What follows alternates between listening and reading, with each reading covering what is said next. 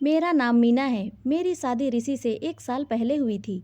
ऋषि एक बड़े शहर में अच्छी नौकरी करते हैं। ऑफिस की तरफ से ही हमें एक अच्छा घर मिला है। मेरे पति ऐसे बहुत अच्छे हैं, लेकिन अगर मुझसे कोई पूछे तो मैं अपने पति की एक आदत को बदलना चाहती हूँ। उनमें थोड़ा ज़्यादा अहंकार आ गया है। अपने से छोटे से कभी वो अच्छे से बात नहीं करते। मुझे यह बात अच्छी नहीं लगती थी, लेकिन मैं उन्हें कभी इस बारे में नहीं टोका।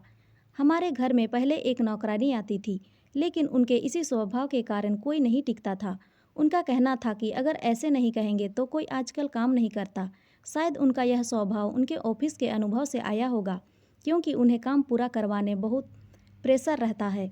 इस कारण उनके स्वभाव में यह कठोरपन आ गया है। अब फिर मैंने नए काम करने वाले की शुरुआत कर दी।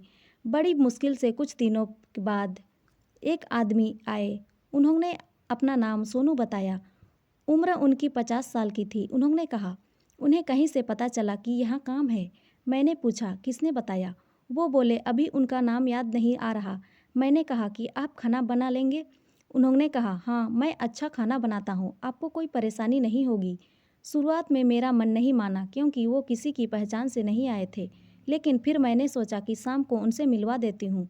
शाम को जब वो घर आए तब मैंने कहा कि कोई काम के लिए आया है। उन्होंने भी यह कहा कि क्या उसे जानती हूँ? मैंने कहा, नहीं। वो सोनू से मिले। पूछा कि पहले भी काम किया है? वो बोले, हाँ साहब। उनकी उम्र के चलते उन्होंने भी यही सवाल पूछा कि तुम खाना बना लोगे? वो पहले ही थोड़ा घबराए हुए थे। कहा कि साहब, बना लूँगा। ठीक है, उन्होंने कहा, और साफ सफाई से बनाना, और छुट्टी नहीं मिलेगी। रोज़ रोज़ का नाटक नहीं चलेगा कि तबीयत खराब है या घर में कोई बीमार है। यह सब बातों का ध्यान रखना। अभी खाना बना कर दिखाओ, पसंद आया तो कल से तुम्हारी नौकरी पक्की होगी। इतना सब मेरे पति से सुनने के बाद मैंने सोचा कि वो कुछ बोलेंगे, लेकिन उन्होंने सिर्फ इतना ही कहा कि हाँ साहब। मुझे उन्होंने उस पर ध्यान रखने को कहा। वो खाना बना रहे थे, काम अच्छे से कर रहे थे। लग रहा था कि उन्हें पहले से भी इसका अनुभव था। खाना बनकर तैयार हो गया था। उन्होंने खाना टेबल पर लगाया। मेरे पति ने और मैंने दोनों ने खाना खाया। मुझे खाना अच्छा लगा और मेरे पति के चेहरे से भी लग रहा था कि उन्हें भी खाना पसंद है। लेकिन उनकी आदत के अनुसार उन्होंने कुछ कहा नहीं। उन्होंने कहा कि ठीक है, कल से आना, लेकिन ध्यान रहे कि खाना इससे खराब ना बने। इससे अच्छा बना सको तो अच्छा। इतना सुनकर उनके चेहरे पर एक खुशी दिखाई दी। अगली सुबह से वो घर आने लगे। ज़्यादा बातें वो नहीं करते थे, कम बोलते थे, सिर्फ अपना काम करते थे। मेरे पति ने मुझे समझाया था कि नज़र रखना और अपना ध्यान रखना। उन्हें देखने से तो ऐसा लग रहा था, लेकिन उन्होंने कहा कि देखने से पता नहीं चलता, तुम कुछ दिन तक इसकी जानकारी भी निकलवा लेना। मुझे भी उनकी बात सही लगी, क्योंकि वो ऐसे ही अचानक मेरे घर पर आए थे और कहा था कि किसी से पता चला है। उनकी उम्र देखकर मैंने उन्हें रख लिया था। मैंने उनसे अब उनकी पहचान पत्र मंगवाया था। उन्होंने लाकर दे दिया था। 1 से 2 दिन में मुझे लगा कि ठीक ही है।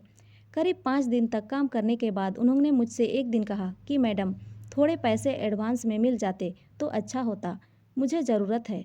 मैंने उनकी बात सुनी और उस समय के लिए मैंने भी अपने पति की तरह सोचा और उन्हें कहा कि नहीं, अभी नहीं मिलेंगे। आप तो पहले ही उन्होंने सारी बात बताई थी और मैं साहब से पूछूंगी। ऐसा कहकर मैंने उनकी बात टाल दी।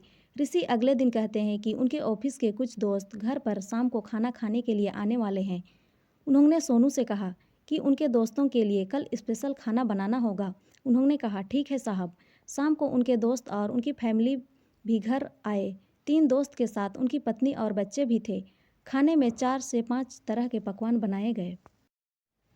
सबने बड़े चाव से खाना खाया और खाने की तारीफ भी की। खाने के बाद हम सब बैठे बातें कर रहे थे। सोनू अपना काम खत्म करके जाने की तैयारी कर रहे थे।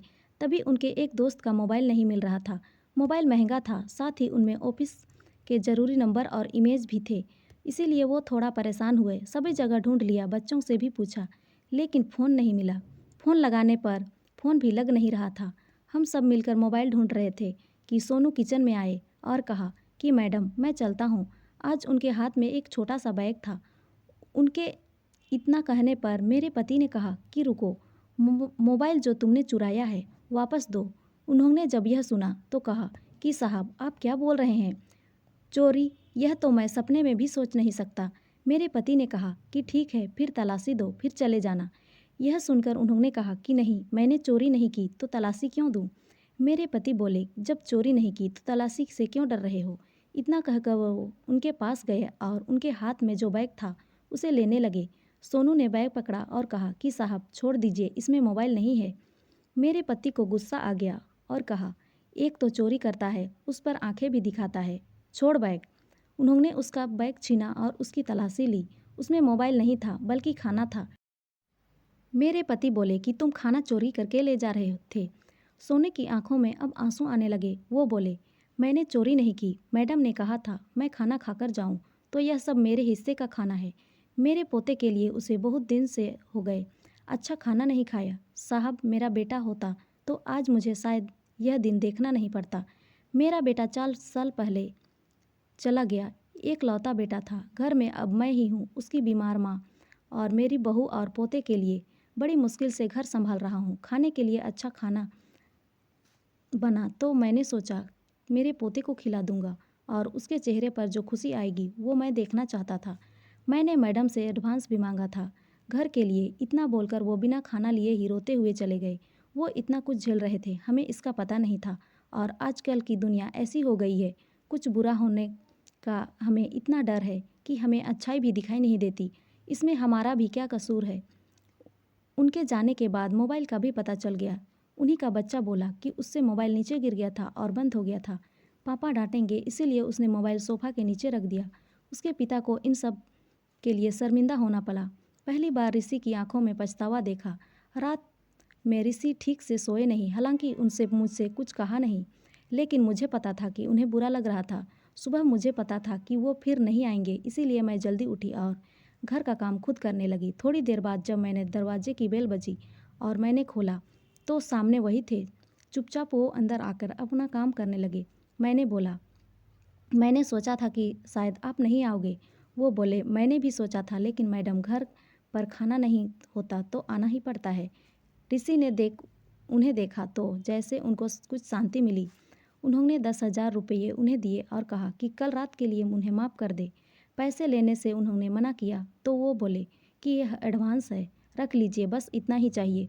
सोनू को थोड़ा सा कोई प्यार से बोल दे और थोड़े से पैसे, अच्छा लगा मुझे अपने पति का यह रूप बदला देखकर।